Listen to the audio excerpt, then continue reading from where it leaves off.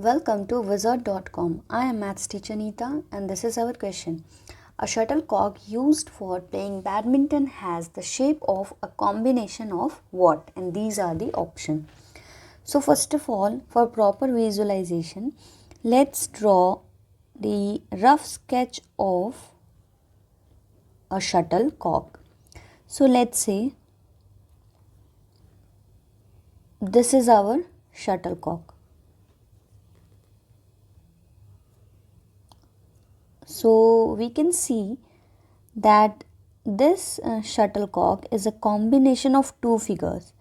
We can say the above part and the bottom part. So this above part, we can call it as a frustum of cone, and this below part looks like a hemisphere.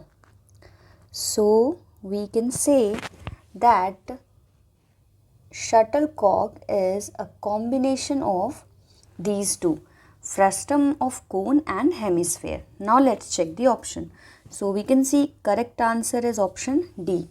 So we can say that the answer is option D.